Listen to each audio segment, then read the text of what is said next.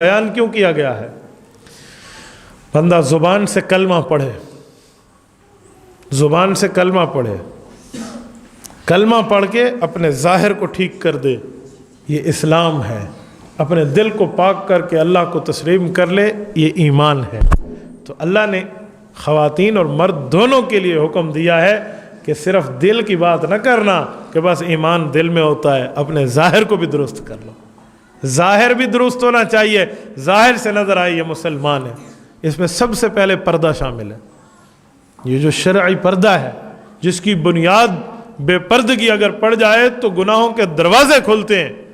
آج آپ کی اور ہماری خواتین ہیں نا جو بازاروں میں گھومتی ہیں، کوئی غیر ملک نے تو نہیں بھیجا، لیکن ہم پردے کے معاملے میں کس حد تک جو ہے نا اپنے آپ کو غفلت بترانے والے ہیں، غفلت برت رہی ہے۔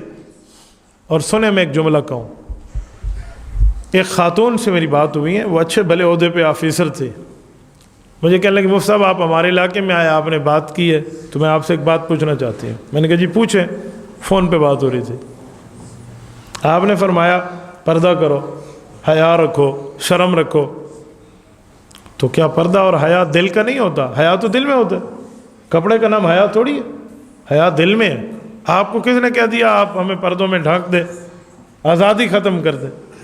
میں نے کہا میری محترم، آپ کا اس محکمے میں عہدیدار اور آفیسر ہونا اپنی جگہ، دین کی تعلیم کو سمجھنا اپنی جگہ، پردہ دل کا ہوتا ہے۔ یہ آپ کو کس نے کہا ہے؟ کس بے وقوف نے کہا ہے پردہ دل کا ہوتا ہے؟ نہیں، حیا دل میں نہیں ہوتا۔ میں نے کہا صرف حیا دل میں ہوتا ہے؟ آپ اپنی ماں کو کہو میرا آپ کا حیا میرے دل میں ہے، منہ پہ تھپڑ ماروں گی، کیوں؟ ہاتھ کا حیا تو نہیں ہے، پھر کیا کرو گی؟ کس بے وقوف نے تمہیں کہہ دیا کہ پردہ دل کا ہے صرف؟ اس پر وہ تھوڑی ٹھنڈی ہوئی نا۔ میں نے کہا دل تو پہلے ہی پردے میں ہے، پردہ دل کا ہوتا ہے، یہ میری معاملات سے بالا تر ہے۔ پردہ تو دل تو پہلے ہی پردے میں ہے، تو پردہ دل کا ہوتا ہے، یہ کیا ہے؟ اچھا، میں نے کہا اگر کل کوئی یوں کہہ دے کہ کھانا پینا، روٹی سالن، پانی، شربت، دودھ، دہی یہ بھی دل کے ہوتے ہیں، منہ سے نہ کھاؤ، پھر کیا کرو گی؟ یہ بھی دل کے ہوتے ہیں۔ تو جیسے کھانا پینا ظاہراً ہے، ویسے شرم اور حیا بھی ظاہراً ہے۔ بندے کے جسم سے، بندے کے لباس سے، بندے کی گفتگو سے، اطوار و عادات و تہذیب سے سمجھ آئے کہ مؤمن ہے۔ اسی لیے اللہ نے مسلم کی بات علیحدہ کی ہے، مؤمن کی بات علیحدہ کی ہے۔ اسلام کا تعلق بندے کے ظاہر سے ہے، ایمان کا تعلق بندے کے دل سے ہے۔ اقرار باللسان و تصدیق بالقلب، اقرار باللسان یہ جو ہے اسلام ہے، تصدیق بالقلب یہ ایمان ہے۔ اس لیے دل بھی پاک ہونا چاہیے، جسم بھی پاک ہونا چاہیے، دونوں کی بات فرمائی۔ اور اگلا جملہ، گناہوں سے بچنا بھی ہے اور سچ بھی بولنا ہے۔ گناہوں سے بچنا یہ مرد عورت دونوں کی ذمہ داری ہے۔ خواتین شادی شدہ ہیں، اگر خاوند کسی کام کا حکم کرے، سن لیں آج مسئلہ، اور وہ خلاف شریعت ہو، ایسا حکم کرے جو شریعت کی مخالفت میں ہو، خاتون پر ایسا حکم ماننا واجب نہیں ہے، کسی خاتون پر ماننا واجب نہیں۔ کل خاوند کہہ دیا آپ گنجی ہو جاؤ، سر کے بال کٹا لو، یہ حکم تو اللہ کی طرف سے ہے اس کے بال رکھنے کا۔ آپ کون ہے اس کے اللہ کے حقوق کے معاملات میں مداخلت کرنے والے؟ اسلام نے خاتون کو اپنے خاوند کی اطاعت کا حکم دیا ہے، لیکن حکم کب تک؟ اللہ کے رسول فرماتے ہیں لا طاعت لمخلوق فی معصیت الخالق، جہاں اللہ کی نافرمانی نہ آئے اتنا حکم ماننے کی اجازت ہے۔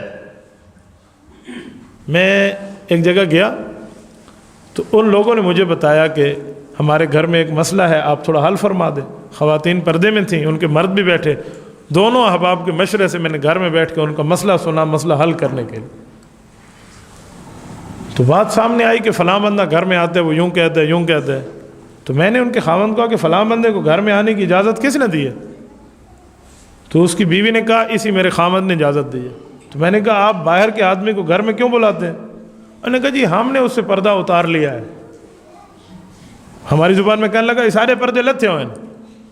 میں نے کہا جی پردہ آپ کا حکم ہے، آپ نے بنایا، آپ کہنا کیا چاہتے ہیں؟ میں نے کہا میں بہت کچھ کہنا چاہتا ہوں، لیکن مجھے بتائیں پردہ کا حکم آپ نے دیا؟ جی نہیں۔ کس نے دیا؟ جی اللہ نے دیا۔ تو میں نے کہا پھر اللہ نے آپ کو فرمایا تھا آپ یہ حکم اٹھا لو، تو جو حکم اللہ کا ہے اس میں تو مداخلت کر سکتے، یہ آپ کو کس نے اختیار دیا؟ تو یہ جہالت ہمارے گھروں میں چلتی ہے، ہم نے اس سے پردے اتارے ہوئے ہیں، وہ ہمارے قریبی ہیں۔ یہ کس نے کہا قریبی ہیں؟ قریبی کا یہ معنی تھوڑی ہے۔ اللہ اکبر، اس لیے اللہ کے معاملے میں جب وہ آ جائے نا نافرمانی، پھر کوئی حکم واجب نہیں ہوتا ماننے کا، بس اس حد تک ہے جس حد تک اللہ کی اطاعت ہو رہی ہے۔ تو اس لیے اللہ نے فرمایا حکم ماننا ہے، گناہوں سے بچنا ہے، اور گناہوں سے عورت بھی بچے گی، مرد بھی بچے گا۔ یہ نہ سمجھیں کہ صرف گلہ کرنا مرد کے لیے گناہ ہے، غیبت کرنا مرد کے لیے گناہ ہے، تہمت لگانا مرد کے لیے گناہ ہے، وہ خواتین کے لیے بھی ہے۔ اپنی زبان کو پاک رکھیں غیبت سے، بہتان سے، الزام سے، گلے شکوے سے، جزا فضا کی باتوں سے۔ جزا فضا کی باتیں کیا ہیں؟ جزا فضا کی باتیں یہ بچہ بیمار ہو جائے۔ خواتین کی عادت ہے، وہ کہتی ہیں بیماری ہمارے گھر کو ملی تھی، بس ہمارے گھر کو تو بیماری چھوڑ نہیں رہی۔ اس جیسی باتیں نافرمانی کے زمرے میں آتی ہیں، اس جیسی باتیں جزا فضا کے زمرے میں آتی ہیں۔ کوئی فوت ہو جائے تو رونا شروع کر دیتے ہیں۔ سنو، رونے کا بھی ایک مقام ہے، غم کا بھی ایک جو ہے نا لائن آف کنٹرول، اور غم کی ایک حد ہے، لیکن اسلامی احکام ہے۔ سیدہ ام سلیم رضی اللہ عنہا، یہ صحابیہ ہیں، بیٹا فوت ہو گیا ہے، اسی رات خاوند سفر سے پہنچا ہے، کتنا عقل مندی کا مظاہرہ کیا۔ کیا ماں کو بیٹے کی وفات کا غم نہیں تھا؟ بیٹے کو سلایا ایک کمرے میں، خاوند آئے تو اسے آتے ہوئے یہ نہیں بتایا کہ وہ پریشان ہو جائے، اس کو آرام دیا، اس کو جو ہے نا کیا کہتے ہیں کھانا وغیرہ، اس کی ساری جو ہے نا معاملات پورے رکھے۔ صبح اپنے خاوند سے اس نے کہا بچہ بہت اچھی طرح سو رہا ہے، سچ بولا نا، جھوٹ تو نہیں بولا۔ صبح کہنے لگی میری پڑوسن کا ایک مسئلہ ہے، اس کا جواب تو آپ دے دیں۔ بیٹا توجہ رکھیں، آپ ہنسیں لیکن بولیں اونچا نہیں، باتیں کرنی ہے کریں لیکن اونچا تو لو کرو نا۔ میں باتیں کرنے سے بچوں کو منع نہیں کرتا، اس لیے باتیں کریں اونچا نہ کرو۔ توجہ، صبح اپنے خاوند کو کہا کہ میری جو پڑوسن ہے نا یہ بہت عجیب عورت ہے۔ کیا ہوا؟ کہا یہ ہوا کہ اس نے کسی سے زیورات مانگے ہوئے تھے قرض، کہ میں نے کسی شادی میں جانا ہے یا کسی پروگرام میں جانا ہے، مجھے آپ زیورات دکھا دیں میں پہن لوں گی۔ تو کسی عورت نے دے دیے، اب وہ اصل مالکن آئی ہے مانگنے کے لیے، اصل مالک مانگ رہے ہیں یہ زیورات، تو یہ عورت رو رہی ہے، اسے دے نہیں رہی۔ تو خاوند کہنے لگا بھی اس کو تو دے دینا چاہیے، اس کو تو چاہیے اصل مالک کو واپس کر دے، رونے کی کیا ضرورت ہے؟ تو اس خاتون نے اپنے خاوند کا ہاتھ تھام کے کہا میرے سرتاج، ہمیں بھی اللہ نے امانت دی تھی، وہ اللہ نے امانت واپس لے لی ہے۔ کہاں سے لاؤ گے اس جیسا آدمی؟ کہاں سے لاؤ گے اس جیسے؟ صبر بھی اسلام نے تو حکم دیا ہے نا، صبر بھی تو حکم دیا ہے نا، اور اس صبر پہ اجر ہے۔ چھوٹا بچہ کسی کا فوت ہو جائے، خاتون اس کی ماں اور مرد اس کا والد، اس کے لیے جنت کی بشارت موجود ہے۔ ہم نابالغ بچے کا جنازہ اور پڑھتے ہیں، اور بڑے بالغ بندے کا جنازہ اور پڑھتے ہیں۔ کیوں؟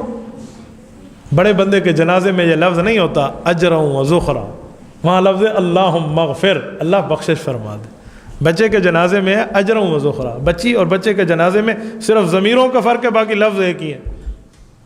اجر و ذخرا کا کیا معنی؟ میں نے ادھر اجر کا معنی کیا نا تنخواہ، تو اجر کا معنی ہے اللہ یہ مجھے غم ملا ہے، اس غم کے بدلے میں تو جو اجر دے گا نا وہ تنخواہ، ذخرا اپنے پاس ذخیرہ کر لے، قیامت میں مجھے دینا اس کا بدلہ۔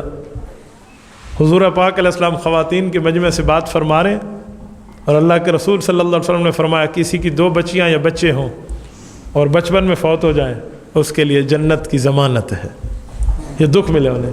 ایک خاتون کا ایک بچہ فوت ہوا تھا، اس نے عرض کیا یا رسول اللہ کسی کا ایک بچہ فوت ہو جائے، تو حضور نے فرمایا جی اس کے لیے بھی اجازت ہے۔ تو سیدہ اماں عائشہ صدیقہ رضی اللہ عنہا، حضور پاک کی بیوی، آپ کی اور ہماری اسلامی اماں جان ام المؤمنین نے پردے سے عرض کیا جس کی اولاد ہی نہ ہو، حضرت اماں جان کی اولاد نہیں تھی نا، تو حضور علیہ السلام نے فرمایا عائشہ اس کے لیے میں محمد کافی ہوں۔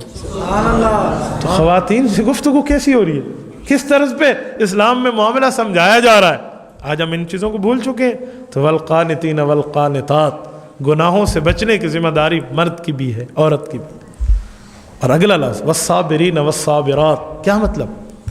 کوئی معاملہ آ جائے تو اس پہ صبر کر کے دکھائیں۔ صبر کی بہت سی قسمیں ہیں، گناہوں سے رک جانا یہ بھی صبر ہے، مصیبت پر جو ہے نا برداشت کر جانا یہ بھی صبر ہے، تکلیف میں، بیماری میں اللہ سے لو لگا رکھنا، اللہ سے تعلق نہ توڑنا، یہ بھی صبر ہے۔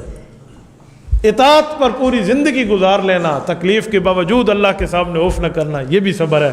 فرمایا یہ صبر ہے، وَالصَّبْرُ ثَوَابُهُ الْجَنَّةُ۔ یہ ابن حبان کی حدیث موجود ہے، سلمان رضی اللہ عنہ کے واسطے سے حضور پاک علیہ السلام فرماتے ہیں کسی نے یوں صبر کر کے دکھایا تو اس کا صبر جنت ہے، اس کا بدلہ جنت ہے۔ اور صابرین کے لیے تو جنت میں مستقل باب الصابرین موجود ہے، جس سے صرف یہ صبر کرنے والے گزریں گے۔